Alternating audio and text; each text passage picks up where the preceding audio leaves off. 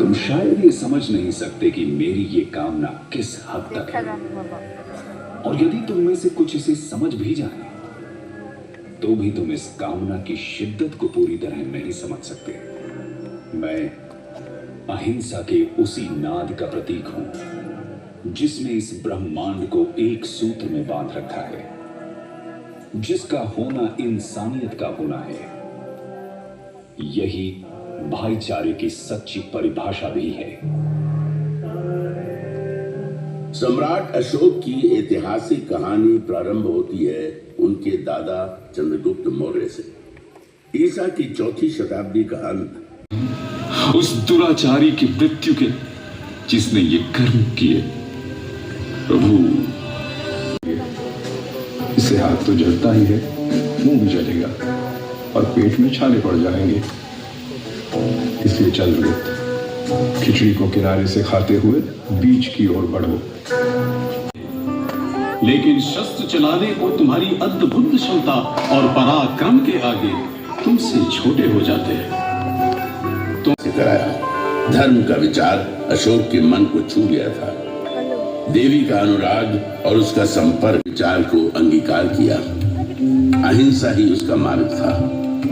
इंसान ही नहीं, पशुओं, जीव जंतुओं की हिंसा पर भी रोक लगा दी गई। शाकाहार का विचार दिया। जाति पाति और धर्म के विस्तार के लिए कई शांति संदेशकों को देश विदेश के विभिन्न हिस्सों में भेजा।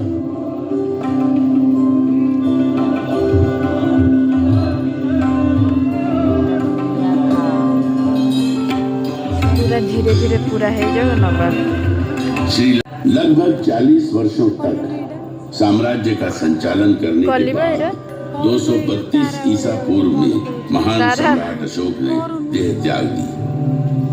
अशोक के शांति संदेश उसकी राजनीतिक समझ की गौरव गाथा कहते नजर आते हैं और आज भी अंधेरे में रोशनी फैलाने का काम करते हैं। संभवतः अशोक दुनिया का पहला ऐसा सम्राट था जिसने साम्राज्यवाद के विचार को लोक कल्याण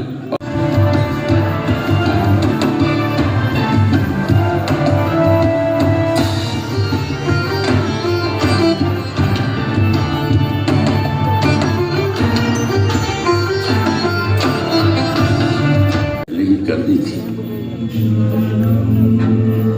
एक ऐसा राजा इस धरती पर जन्म लेगा जो पराक्रमी होगा, धर्म ध्वजा को थामेगा और धर्म के विचार को सागर पार तक ले जाएगा।